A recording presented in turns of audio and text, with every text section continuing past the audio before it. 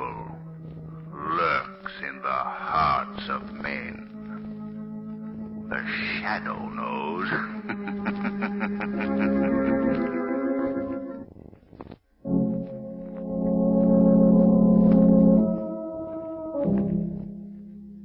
The Shadow, mysterious character who aids the forces of law and order, is in reality Lamont Cranston, wealthy young man about town.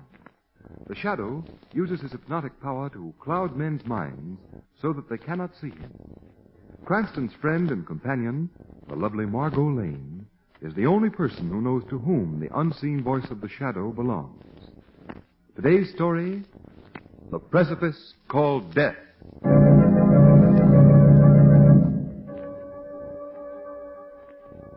Mist and fog shroud the moonless night in a mantle of revenge. A small, grotesque man, his mind clothed in the dark memory of hate, gazes piercingly into the dull, lifeless eyes of a gigantic hulk of a man who stands beside him. Tense and stupefied, the giant lives. You know what to do.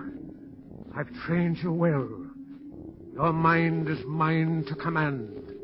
Your tremendous strength is mine to command. Now, after all these years, the moment has come to taste the sweet fruits of revenge. Do you understand? Yes. Yes, Master. You are to hear no voice but mine. You are to do nothing but what I command you.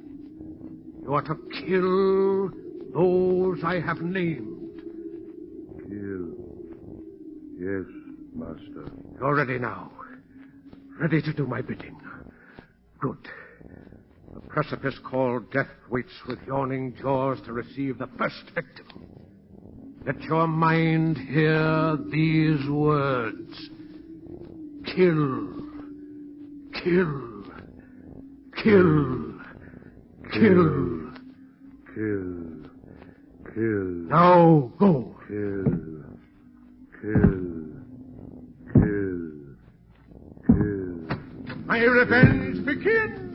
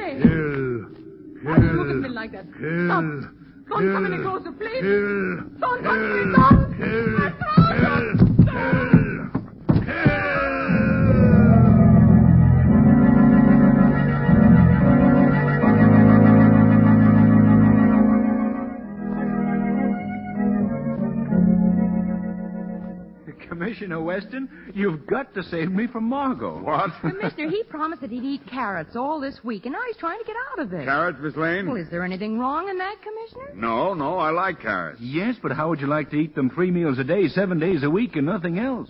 Commissioner, I've eaten so many raw carrots in the last 3 days, I feel like Peter Rabbit. What is all this? Margo, she's off on some crazy notion about health diets. This week she has me on carrots. Next week it'll be spinach, and heaven only knows where it'll end. Pardon me. Yeah, certainly. Hello? Huh? Okay, Cardona, send him in. I'll see him. You want us to leave, Commissioner? No, stick around. This is just routine. Some guy that thinks he's being... Mr. Weston, may I come in, please? Yes, come ahead. John Reynolds. Well, aren't you going to say hello? Huh? Margo, how are you? I didn't notice. Well, I'm here too, John. Oh, hello, Lamont. How are you? Commissioner Weston, Well, you all know each other. Oh, yes, we're old friends. Well, tell me, John, where have you been keeping yourself? Well, What are you doing here? Commissioner Weston, I need help.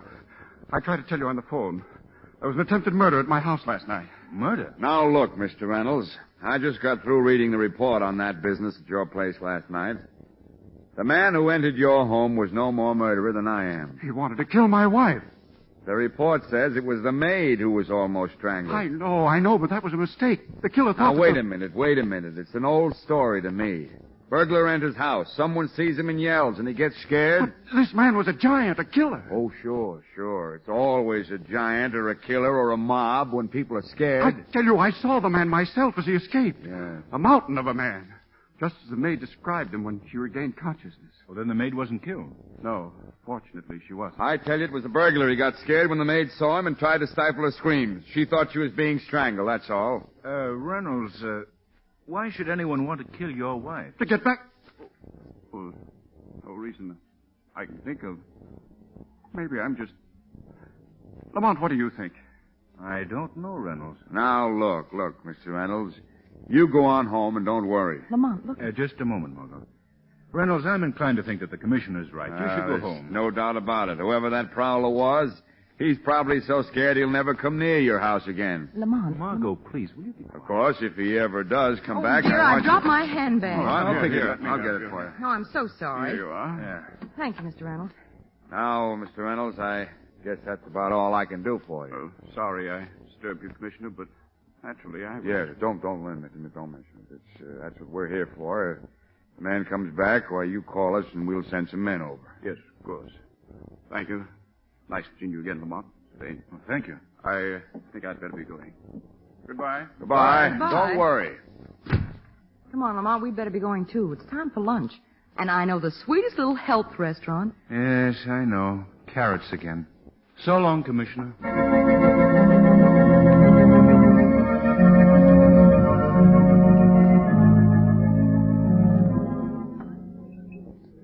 Oh, Lamont, I wish the waiter would hurry. I'm starving. Yeah. Margo, I saw you deliberately throw your handbag on the floor in Weston's office. Why did you do it? I was trying to tell you something, but you wouldn't listen to me. Did you notice anything particularly about Reynolds' behavior?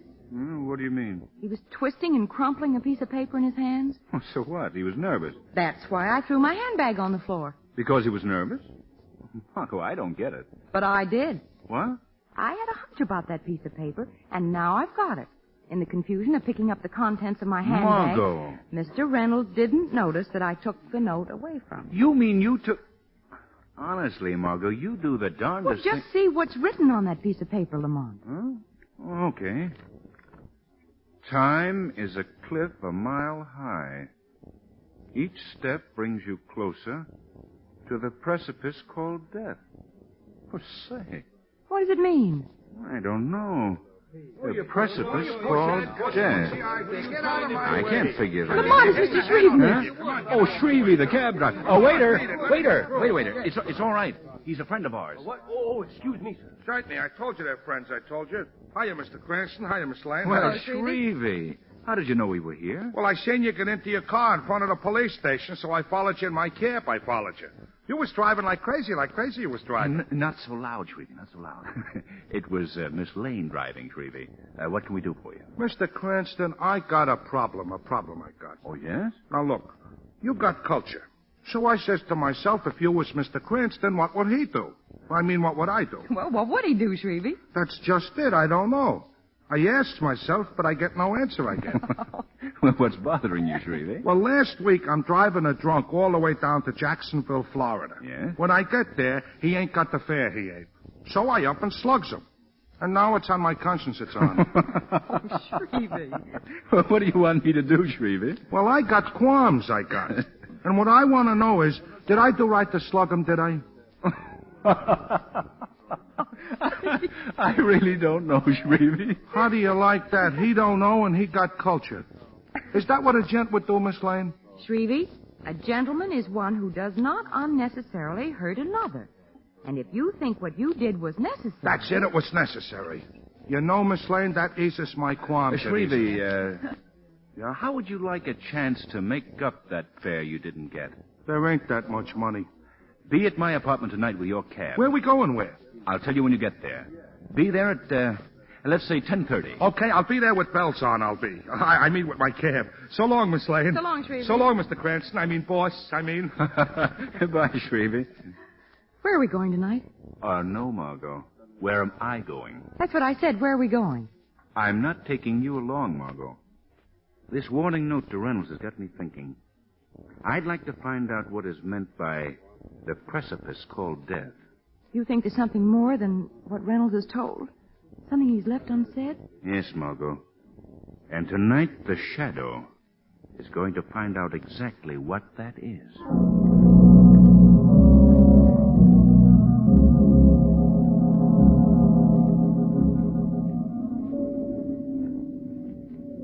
That wind. John, come over by the fire, dear. Stop staring out the window.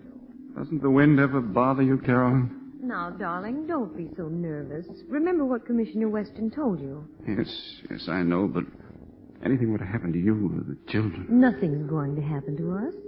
The man was just a prowler, as the commissioner said. He won't come back. I wish I could believe that. Is there anything you haven't told me? Carolyn, have I been a good husband to you? Of course, John. I married you because I loved you. And that love has grown stronger with the years we've been together. You know that I've been fair with everybody. I've never tried to cheat anyone. I never took anything that didn't belong to me. Never done anything that you or the children would be ashamed of. Isn't that right, Carolyn? That's right, isn't it?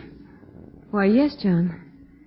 You speak as if... I know, as if I had something on my conscience. Tell me, John. Carolyn, I've had a feeling, a premonition. A premonition? First time I've wondered if it wasn't a mistake making our home here in this isolated mountain lodge. Away from everybody. Only a forest of huge black trees for neighbors.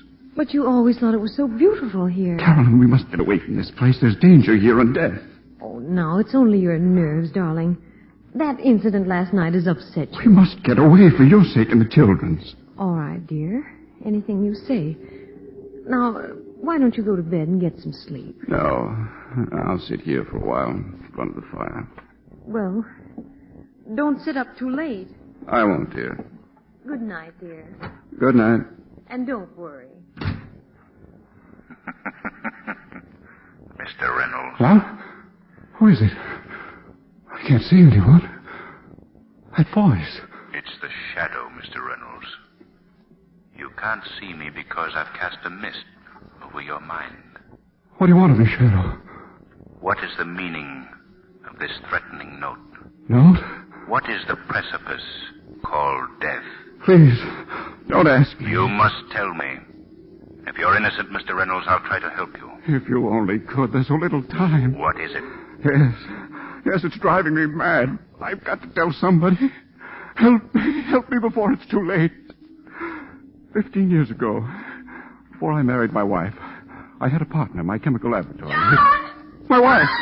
I knew it would come again. Quick, we must go to her. Carolyn!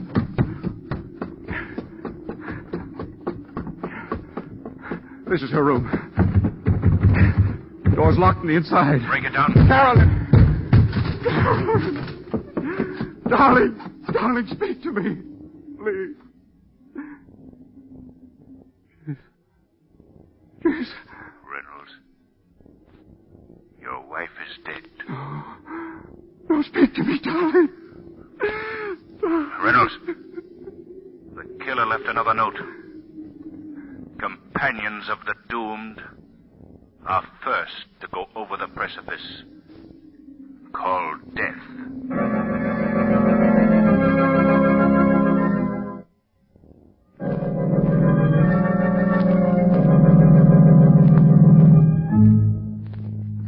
But I don't understand it, Lamont. What could Reynolds have on his conscience? And why was his wife killed? What's the tie-up? I don't know, Margo.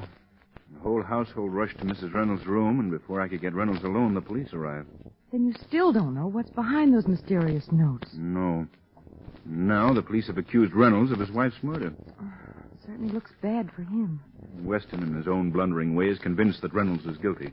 Well, what are you going to do about it, Lamont? Margo, the Shadow is going to Weston's office and get this straightened out once and for all.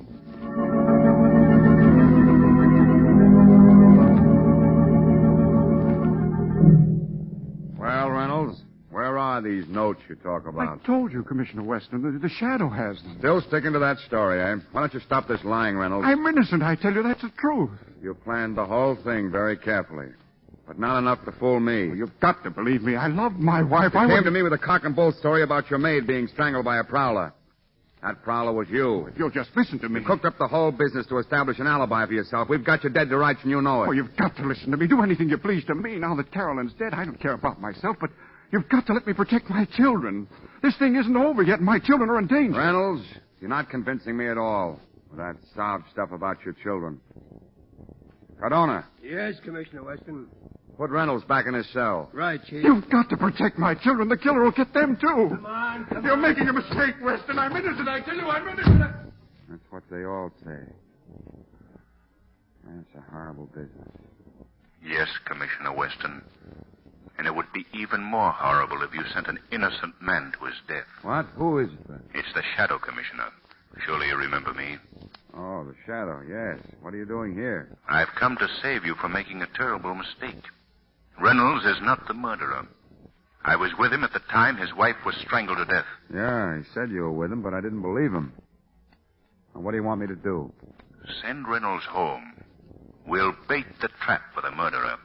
And the Shadow will trail him alone. Ah, no go, Shadow. I don't believe it. What about those notes that Reynolds said he gave you?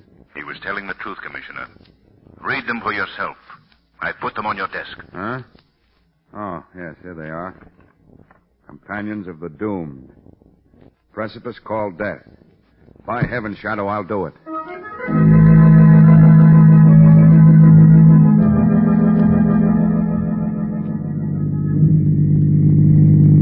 Hey, Mr. Cranston, why are we driving out here for? Why? There ain't nobody out here on the road, sir, ain't? Gee, it's kind of what they call spiritual. You know, the spiritual. Shrevey, look in your rear vision mirror. What do you see? I don't see nothing. Nothing I don't see. There's a car following us. Huh? Yeah, there certainly is, certainly. Pull up to the side of the road. Let it pass. Huh? Oh, okay, boss. You know, Mr. Cranston, I don't like the idea of coming out to this Reynolds place. I don't like. This guy Reynolds bumped off his wife, he bumped. Reynolds didn't kill his wife, Shrevey. Well, whether he did or ain't, it's none of my business, it ain't. That's for the police to figure out.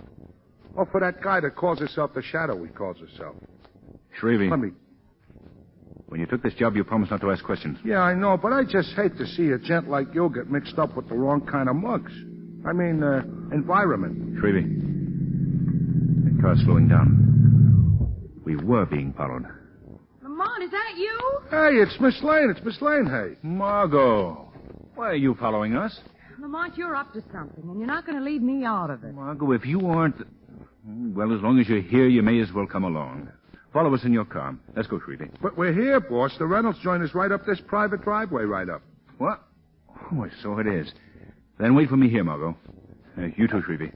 Oh, Lamont, you're not going to leave me here in this lonely place? Well, I'm with you. I'm with you. Yes, Margo, you've got Shrevey for a bodyguard. Yes, sir. I mean, yes, ma'am. But if it'll make you feel any safer, take my revolver. Here. Thanks.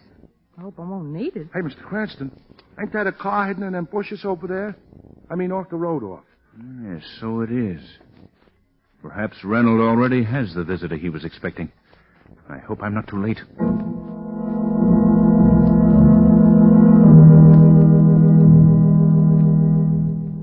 I must get the children out of this house to a place of safety as soon as possible. Who's there? Don't you recognize me after all these years, John Reynolds? Tom Vito. But you... No, my good friend, I'm not dead, even though you tried your best to kill me. No, it was an accident. You slipped in that cliff. Accident? Yes, it was an accident, I swear. And I don't believe you.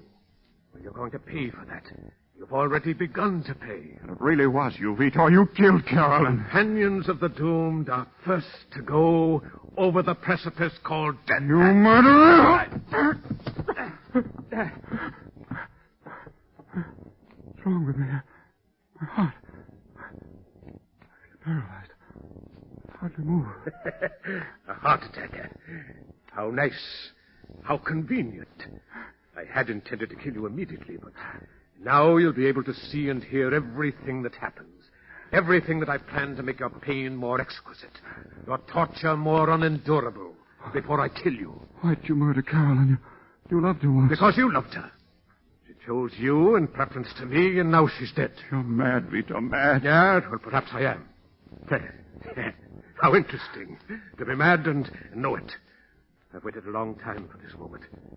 Tell me, Reynolds, now that your wife is dead, what do you love more than anything else? No, you wouldn't. Your 2 children.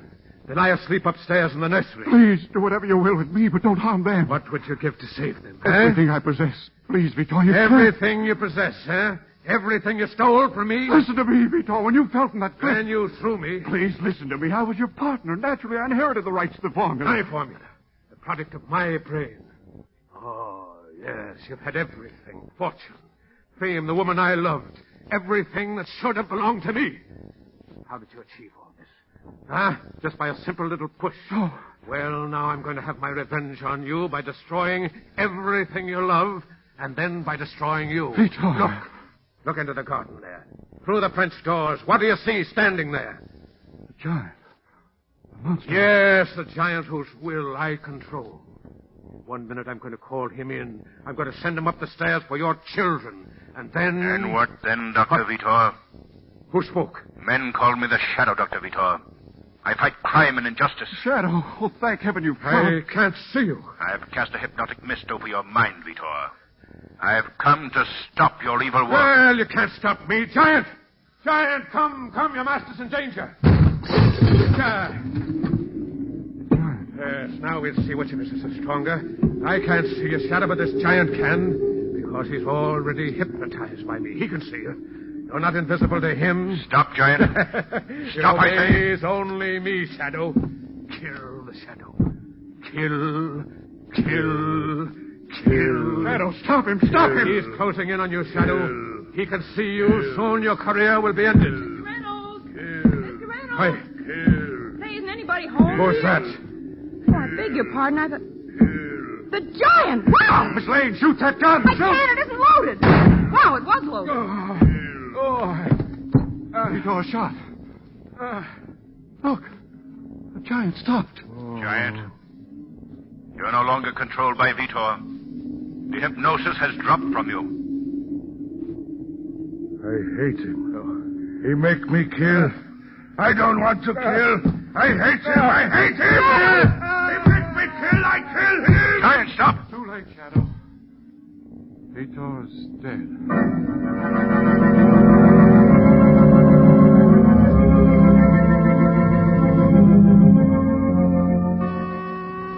Just a minute. Hello, Margo. Oh, Lamont, come on in. Sure. Oh, what's in that box? Margo, I have in this box a slight token of my appreciation. You saved my life, and What's in it? Flowers? No, don't be impatient. Seriously, Margo, if you hadn't come in at that moment, Oh, so at last you admit that I'm some help to you, huh? I most certainly do. But what I want to know is, why did you come in after I told you to stay in the car with Shrevey? Well, Shrevey examined the gun you left with me and said, hey, this gat ain't loaded today. It was a lucky thing that it was. Yes, I aimed at the giant. And hit Vitor. What a shot. Say, Lamont, what are the police going to do about the giant? I don't know, Margot, but it's obvious that he was merely an instrument of Vitor's revenge. They really have no case against him. As far as Reynolds is concerned, it was definitely established that Vitor had slipped over the crib. Oh, I'm glad to hear that. I feel sorry for him. Well, I just dropped in for a minute. I'd better run along. Hey, wait! Wait, you haven't given me my present. Oh, yes, here's the box. Here, Margot. Open it. All right. Ooh, I bet it's orchids. Why, it's a rabbit! Yes, Margot, a rabbit. He's your new companion at those carrot banquets of yours. I'm going back to steaks.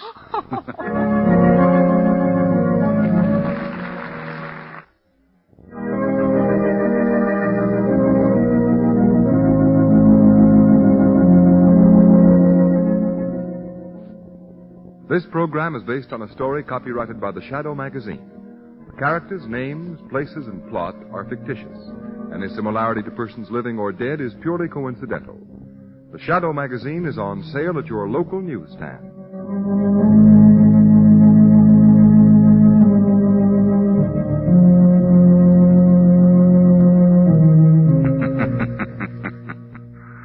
The weed of crime bears bitter fruit. Crime does not pay. The Shadow knows.